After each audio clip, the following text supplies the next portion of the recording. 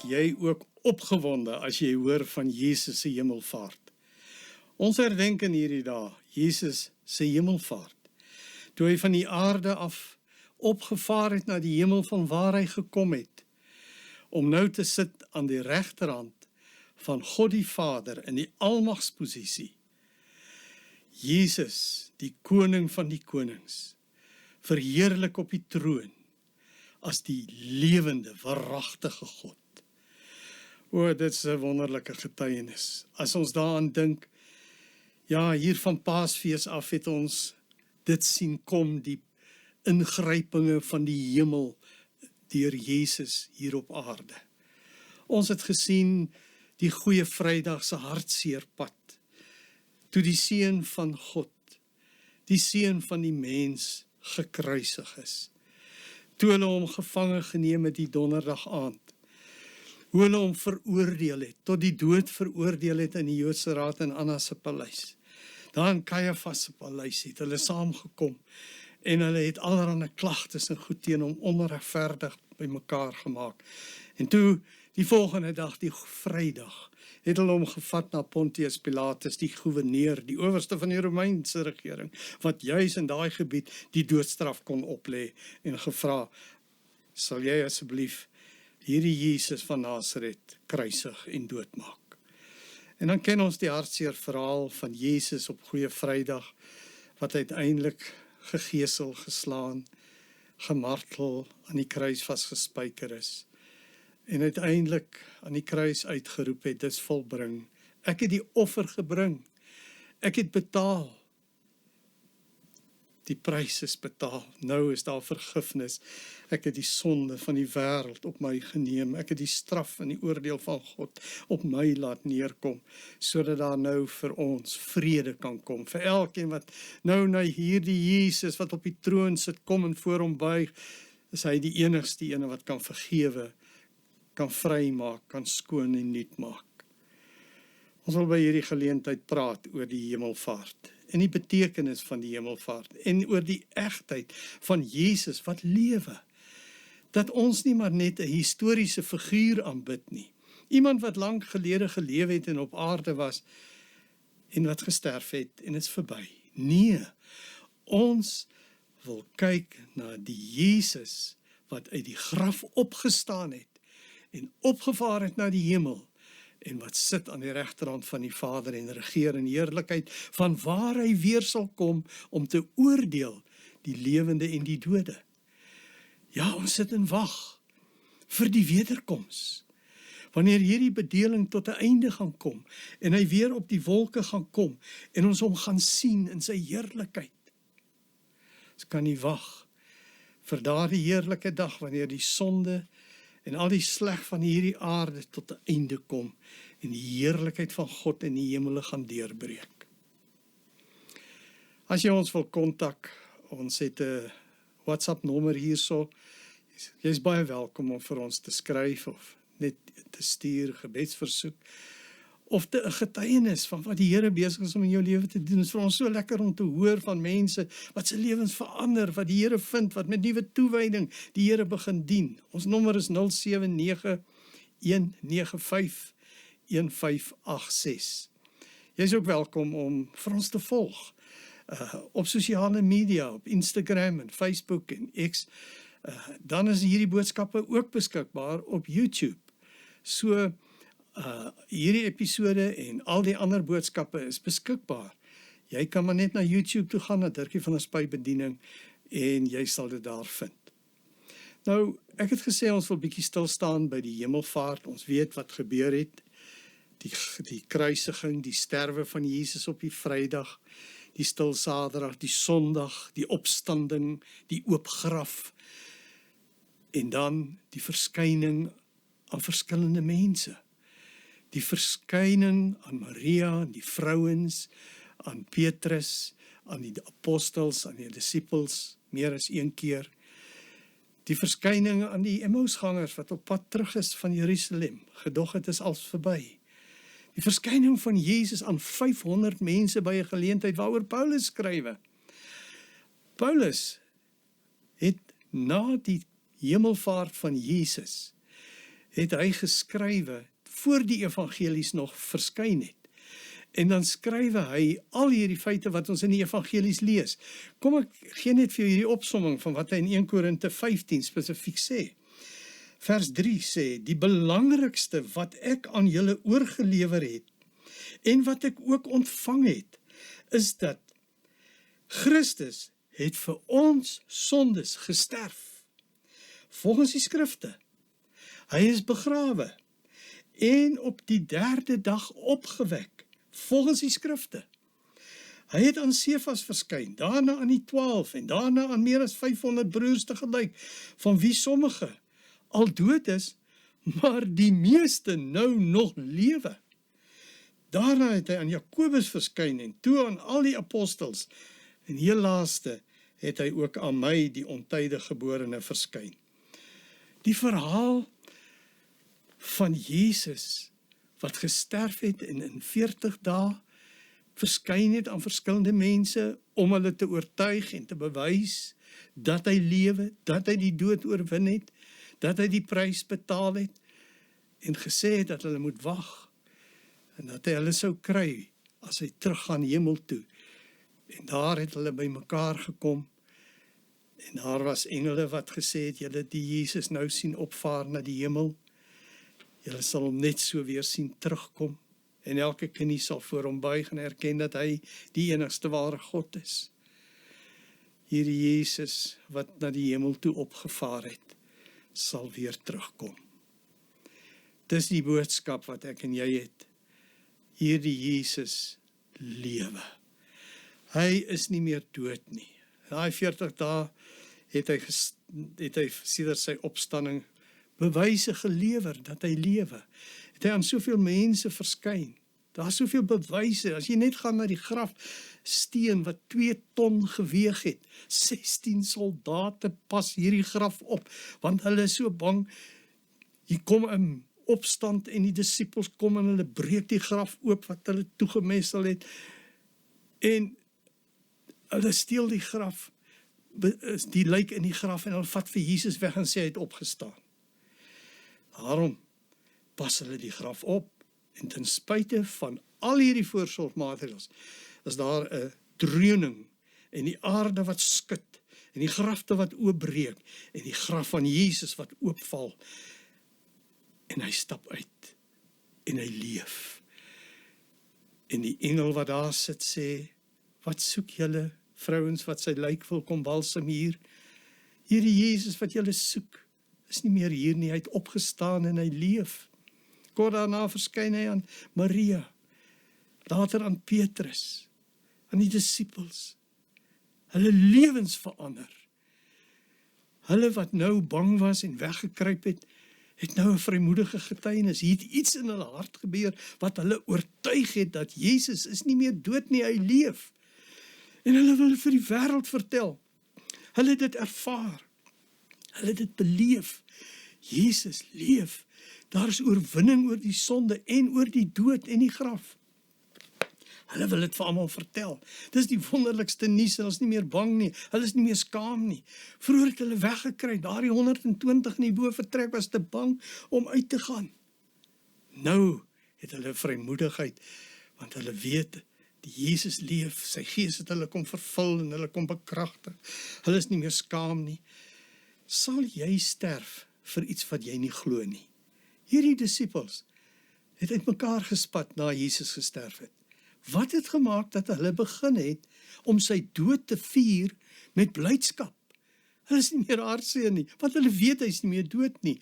Hulle het hierdie tekens van die brood en die wyn, sy liggaam wat gebreek is, sy bloed wat gestort is. Hulle het die tekens met blydskap gevier. Hulle het op sy opstandingsdag by mekaar gekom, nie meer op die Sabbat van die Fariseërs, die Saterdag nie, hulle het nou op die Sondag, die eerste dag van die week begin saamkom. Hulle het geglo aan Jesus se opstanding, hulle het geweet hy leef, hulle was daarvan so oortuig dat hulle bereid was om te sterwe vir hierdie oortuiging.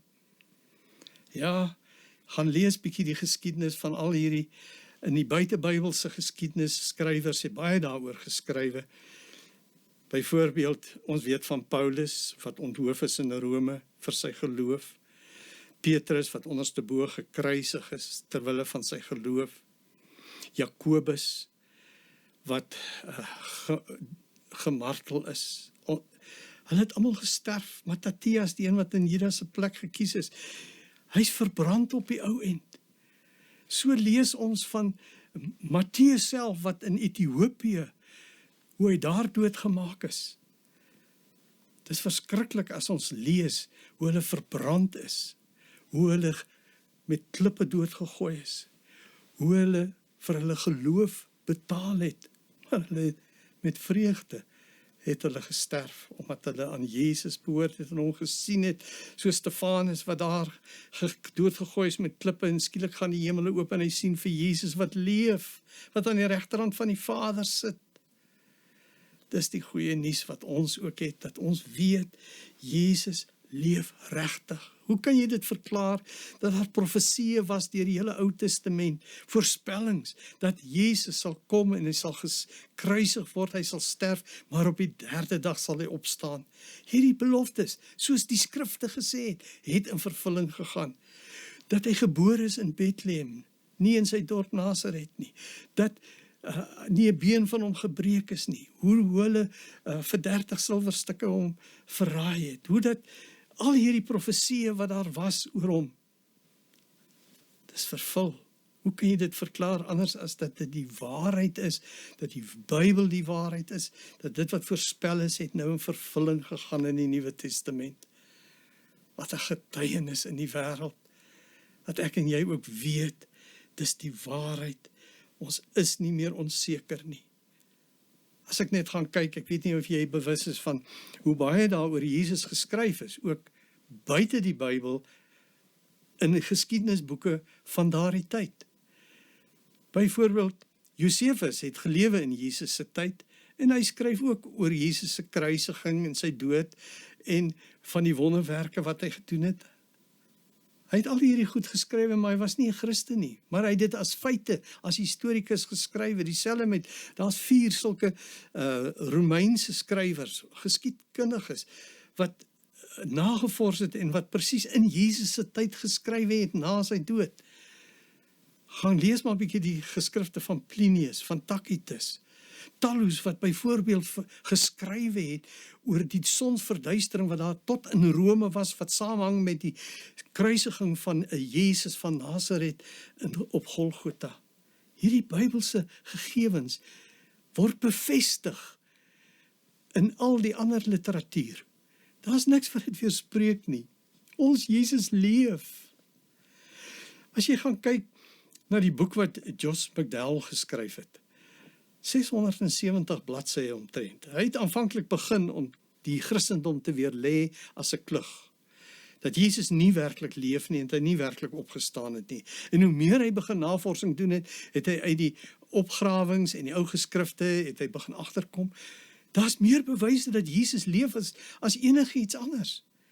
En het hy die boek verander en toe het hy begin skrywe oor die waarheid waarvan hy oortuig is, dat Jesus leef, dat die Bybelse gegevens eg is, dat dit die waarheid is. Glo jy die Bybel? Glo jy dat Jesus vir jou sonde gesterf het, dat hy uit die dood opgestaan het, dat hy leef, dat hy op die troon sit en dat hy in staat is om jou te reinig, te verlos van sonde, jou vry te maak? Een van die mooiste getuienisse, seker wat vir ons beskryf is die lewe van Thomas. Thomas het vir Jesus sien sterf.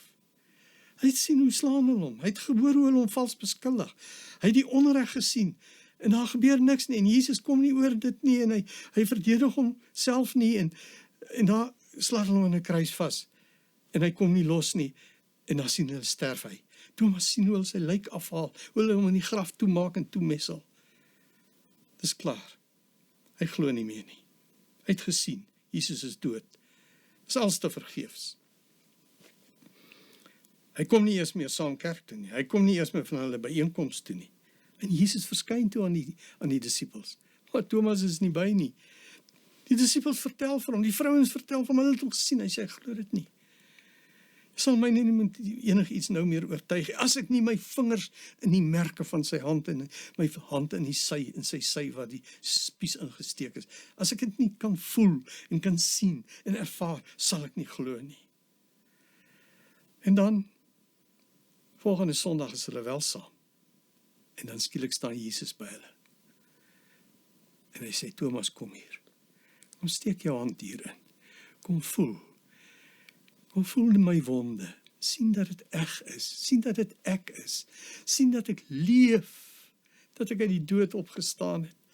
En moenie meer ongelowig wees nie. Thomas, moenie 'n ongelowige Thomas langer wees nie, maar 'n gelowige. Kies om te glo wat die waarheid van die woord sê. As ek voorspellings vir jou gesê het en vir jou voor die tyd gesê het, jy het geweet, Thomas, dat ek gesê het, ek sal op die 3de dag opstaan uit die dood. Hoekom het jy dit nie geglo nie? Hoekom glo jy nie my woorde nie?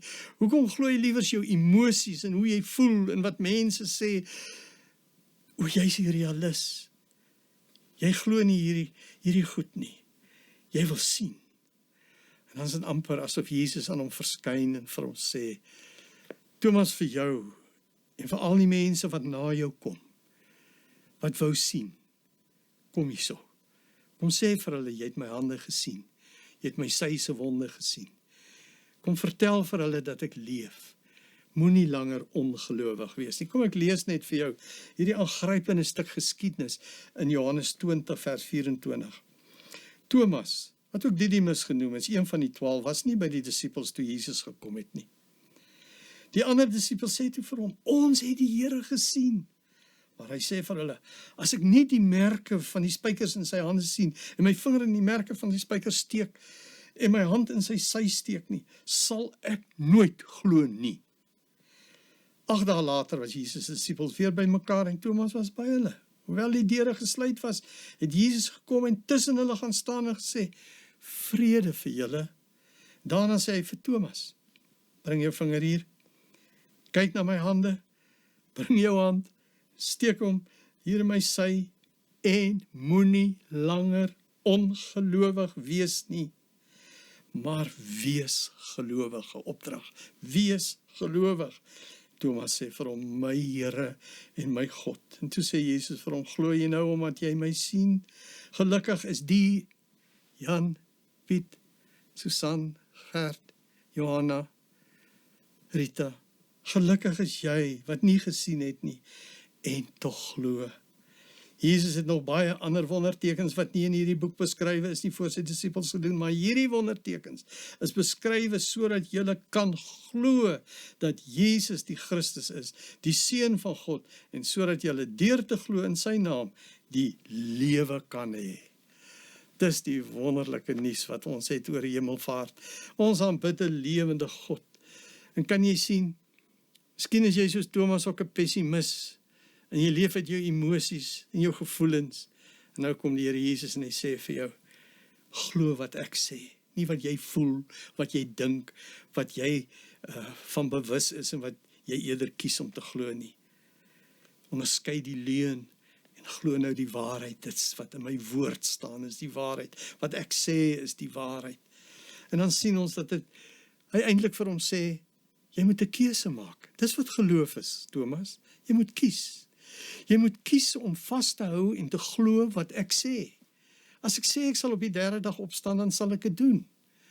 As ek sê jou sondes is vergewe, dan is dit vergewe. As ek sê dat ek in jou hart sal inkom, dan sal ek inkom. Glo wat ek sê, want my woord is die waarheid. En sien jy hoe reageer Thomas? Thomas reageer toe nie meer realisties, akademies, intellektueel nie. Hy sê nie, ek het nou my vinger in die wonde gesteek. Ja, ek kan sien. Jesus, u lewe. Hy sê nee, my Here en my God. Dis nie nou meer 'n historiese feit nie. Dis nou 'n persoonlike oortuiging. Ja, Jesus, u is nou my Here. Ek sal vir u dien, ek sal vir u leef, ek sal vir u werk. U is my Here en u is my God. Ek wil geen ander God dien nie. Ek wil na geen ander waarheid luister nie. Ek wil aan U vashou. En ek sal U woord sal ek nie weer in twyfel nie. Ek sal daaraan vashou. En ek sal dit gaan verkondig vir mense dat almal weet U leef. En U woord is die waarheid. Weet jy wat was die uiteinde van Thomas se lewe? Thomas was 'n sendling gewees. Hierna het hy gegaan en hy die wêreld ingegaan. En vir mense wat nog nooit van Jesus gehoor het nie, het hy gaan vertel. Ons lees dat op die ou end in Indië was daar 'n groot stam gewees wat gesê het, hulle het by Thomas, het hulle die evangelie gehoor. En hulle is die Thomaskerk. Maar daar in Indië het 4 soldate hom met hulle spiese deurboor en het hy vir Christus gesterf. Hy was so oortuig dat Christus leef. Dit was die oortuiging, my Here en my God, vir U sal ek sterf, vir U sal ek alles gee, vir U sal ek alles opoffer, want ek glo aan U, ek weet U leef, ek weet dis die waarheid. Dit help nie, jy sê net, soos die verlore seun kon gesê het daar in die varkhok, ja, ek weet my pa is daar, en ek weet my pa is liefde, en ek weet my pa het 'n wonderlike huis, en ek weet, hy sorg mooi vir sy slawe. En hy het gesê, ek sal opstaan en ek sal iets doen. Omdat ek glo, hy sal my ontvang, sal ek teruggaan na hom toe, en ek sal gaan bely, ek het gesondig teen die hemel en teenoor U, o Vader. En U kan nou met my maak wat U wil. Ek gee my aan U oor. U kan nou vir my 'n slaaf maak. Ek sal U dien. Ek wil net vir U werk. Ek is niks meer nie. Ek kan my nie meer aanmatig en ek wil nie meer vir die wêreld en die sonde lewe nie. Ek het my rug op die ou dinge gedraai en ek wil nou in U huis vir U dien en doen wat U sê. Dis die wonderlike verhaal in Lukas 15 van die verlore seun. Gaan lees dit weer. Hier sien ons dit kos iets. As jy sê jy glo, dan moet jy dit doen. Glo jy God se woord? Glo jy regtig dat Jesus vir jou gekruisig is? Dat hy jou sonde op hom geneem het? Dat hy die offerlam van God geword het in jou plek, geoffer, gesterf in jou plek, jou oordeel op hom geneem, vir jou die ewige lewe bewerk. Hy wat die seun het, het die lewe, sê 1 Johannes 5 vers 12. Glo jy dit? Dat as jy vir Jesus het, as jy jou hart vir hom oopgemaak het, het hy ingekom, dan het jy die seun, en dan het jy die ewige lewe, dan sal jy saam met Jesus hier op aarde leef, en die ewigheid in, sal jy ook lewe saam met Jesus, en saam met hom op trone sit in die heerlikheid van die hemele. Dis wat God se plan is vir jou. Glo sy woord. As jy jou sondes bely, 1 Johannes 1 vers 9 is die waarheid van God se woord. As jy bely, sal hy vergewe. As jy dit bely het, het hy jou vergewe.